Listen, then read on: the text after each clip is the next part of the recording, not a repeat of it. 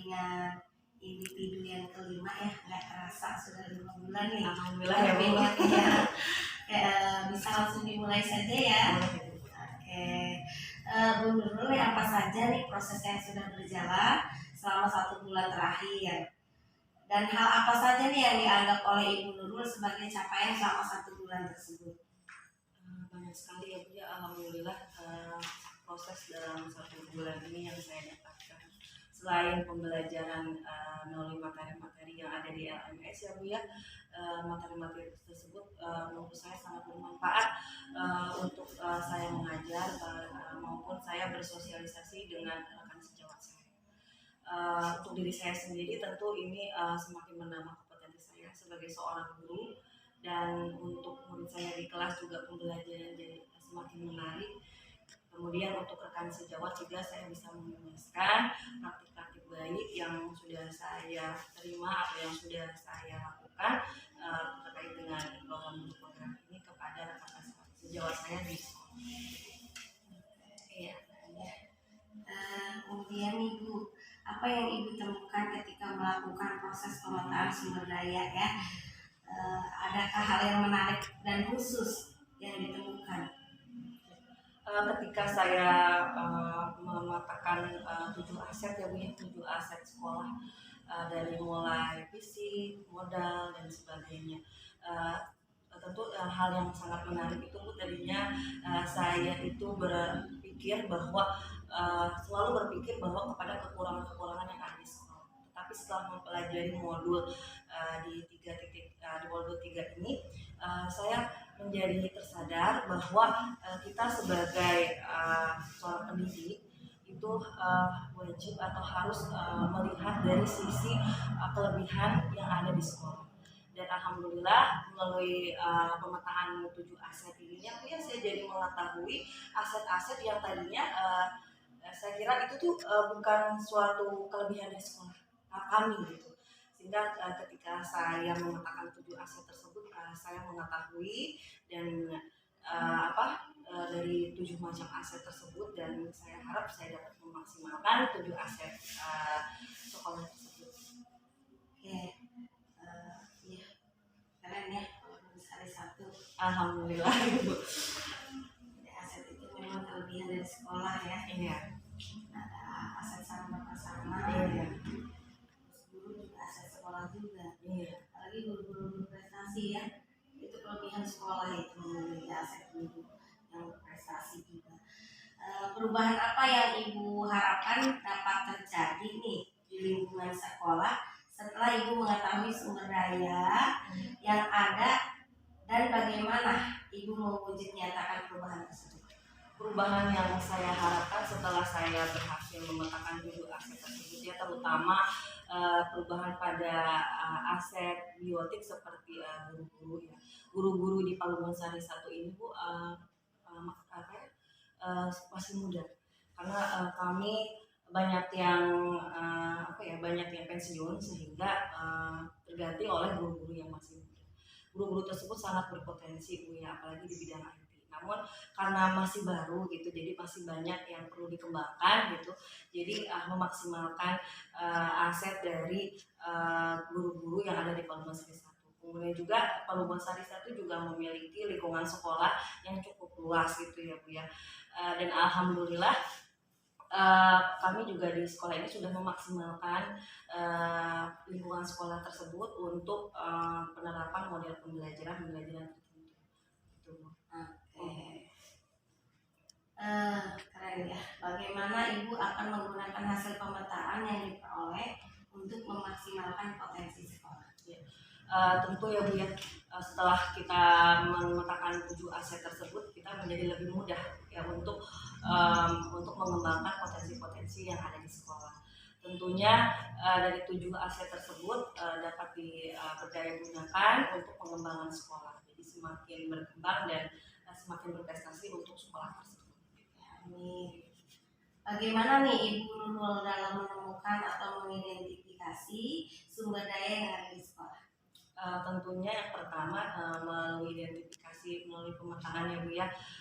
Pertama diskusi dulu dengan kepala sekolah dan rekan sejawat tentang aset-aset apa saja sih yang kita sudah miliki ataupun yang belum kita sadari bahwa hal tersebut itu sebagai aset sekolah. Kemudian setelah itu kami mensosialisasikannya dan kami membentuk program yang dapat memberdayagunakan aset tersebut demi kemajuan sekolah kami. Yes, ya. Apa saja kendala dan tantangan yang Ibu hadapi saat melakukan identifikasi sumber daya sekolah dan bagaimana Ibu mengatasinya? Alhamdulillah ya Bu ya, selama saya memetakan 7 aset di sekolah ini tidak ada terkendala yang begitu signifikan. Alhamdulillah semua lancar. Alhamdulillah dari kepala sekolah, rekan-rekan guru juga membantu dalam pemetaan 7 aset tersebut. Jadi tidak ada kendala yang lain. Alhamdulillah ya.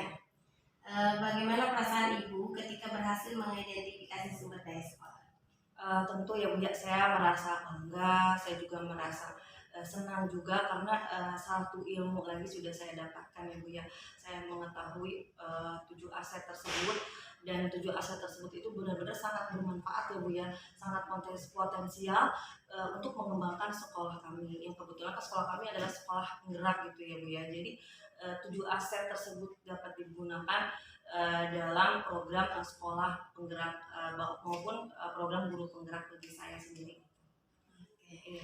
Apa pertimbangan Ibu dalam menentukan sumber daya sekolah? Pertimbangan saya ya Bu ya dalam menentukan sumber daya sekolah, yaitu pertimbangan saya ya melihat hal-hal atau kondisi-kondisi yang menjadi suatu kekuatan bagi sekolah kita. Sebenarnya banyak Bu potensi-potensi yang belum tergali di sekolah SDN Pangungan Sari 1. Alhamdulillah setelah kami saya gitu ya Bu ya berkolaborasi bersama kepala sekolah dan rekan sejawat lainnya untuk mematahkan 7 aset gitu, kami semua menyadari oh ya berarti hal tersebut itu ternyata aset kita yang sangat berharga yang bisa kita kembangkan gitu ya Bu ya, yang berguna juga untuk pembelajaran sehari-hari bersama murid kita di kelas juga. Apakah terdapat hal lain yang dapat dijadikan sumber daya sekolah yang belum Ibu temukan dalam proses yang sudah berlangsung? Selama saya memetakan 7 aset tersebut, saya kira saya sudah semua Bu, sudah saya semua petakan mulai dari aset pertama sampai aset terakhir. Jadi saya kira sudah semuanya Bu. Iya. Ya. Berdasarkan hasil pemetaan yang Ibu lakukan nih, bagaimana hal tersebut mempengaruhi proses pengambilan keputusan yang dilakukan oleh Ibu? Tentu sangat berpengaruh ya Bu ya. Apalagi sekarang saya sudah mempelajari bagaimana cara mengambil keputusan yang baik dan benar. Tentu setelah saya mengetahui sumber-sumber daya tersebut, saya menjadi lebih bijak lagi dalam mengambil suatu keputusan. Oke. Apa yang perlu menurut Ibu nih yang masih perlu dikembangkan atau masih perlu dievaluasi? Pasti segala sesuatu hal tidak harus stuck di situ ya Bu ya, pasti harus ada perubahan ya. Yang pertama dari sisi guru tersebut, rekan sejawat, banyak guru-guru yang potensial, yang masih muda, terutama yang belum apa ya Bu ya, yang belum dapat mengembangkan dirinya. Jadi kita harus lebih memperhatikan lagi guru-guru tersebut gitu. Dan alhamdulillah juga melalui KKG sekolah saya guru penggerak juga ada di sekolah saya juga Bu Iin, kita bersama-sama berkolaborasi dengan kepala sekolah juga untuk mensosialisasikan materi-materi dari guru penggerak, bahkan dari materi-materi lainnya gitu untuk perkembangan kompetensi guru-guru yang ada di situ. Kemudian juga potensi murid juga ya Bu ya. Alhamdulillah setelah saya mengikuti program guru penggerak ini apa ya Bu ya, jadi hasil belajar murid yang ada di kelas ini semakin meningkat. Alhamdulillah Ibu ya. Apa hal yang menurut Ibu mendukung keberhasilan dari keputusan yang diambil? Ini menyangkut segala hal ya Bu ya, dari segala aspek. Mulai dari yang pertama materi yang sudah saya pelajari itu juga sangat berpengaruh bagi saya untuk mengambil keputusan bahwa harus ada 9 tahap, bagaimana paradigmanya. Juga saya juga berkolaborasi dengan kepala sekolah dan rekan sejawat sehingga saya dapat mengambil suatu keputusan yang bijaksana dan tepat gitu. Adakah pengalaman yang terjadi baik dalam waktu dekat ataupun sebelum mengikuti pendidikan guru penggerak yang mencerminkan dilema etika, baik itu terkait murid maupun rekan sejawat. Terkait dilema etika yang ada di sekolah ya Bu ya, ada suatu kasus, bukan kasus, kejadian gitu ya Bu ya, mungkin karena waktu kejadian vaksin gitu ya Bu ya. Jadi ada beberapa orang tua yang tidak mau anaknya divaksin, sedangkan kan vaksin itu harus. Tapi juga kami juga tidak bisa memaksakan suatu sisi ya, karena itu kan hak asasi dari orang tuanya juga gitu ya untuk tidak memvaksin anaknya. Setelah saya berkonsultasi dengan kepala sekolah dan rekan sejawat, jadi solusinya yaitu orang tua yang tidak mau anaknya divaksin, kami beri surat keterangan gitu ya Bu ya, mengapa tidak divaksin. Ini juga berpengaruh nanti jika ada observasi atau evaluasi dari pusat gitu kan, kenapa murid tersebut tidak mau divaksin. Jadi kami juga sudah punya data yang lengkap dan sudah punya surat pernyataan yang cukup kuat begitu. Iya. Jika untuk murid ya Bu ya, seperti hanya permasalahan di ini ya Bu ya, di sistem blended learning gitu ya Bu ya, kan ada kita pembelajaran PTM ya, dan juga ada yang di daring gitu. Untuk daring memang ya Bu ya banyak sekali kendala, seperti ada anak-anak yang tidak aktif dalam mengumpulkan soal. Hal tersebut pasti berpengaruh bagi nilainya ya Bu ya. Namun itu juga termasuk dilema etika, bagaimana saya sebagai gurunya juga harus bersikap atau mengambil keputusan secara bijak begitu ya Bu ya, tentang permasalahan tersebut. Oke. Memang vaksin itu dilema etika. Iya. Menurut Ibu nih, apakah proses pengambilan keputusan yang dilakukan sudah sesuai dengan prinsip dan langkah yang dipelajari di modul 3.1? Menurut saya sudah sesuai ya Bu ya, saya sudah berusaha sebaik mungkin untuk menerapkan 9 langkah tersebut dan beberapa paradigma yang ada dalam suatu pengambilan keputusan. Namun saya memang harus lebih banyak belajar lagi ya Bu ya, supaya pengambilan keputusan lebih maksimal. Apa hal yang menurut Ibu masih perlu dikembangkan atau perlu dievaluasi dari proses pengambilan keputusan tersebut? Menurut saya sampai di sini saya sudah berusaha semaksimal mungkin ya Bu ya untuk menerapkan tahap-tahap pengambilan keputusan. Namun jika masih ada yang lebih kurang, tentu saya akan perbaiki. Ya. Berikutnya nih, ini terkaitan dengan mata karya 5 kemarin ya Bu ya.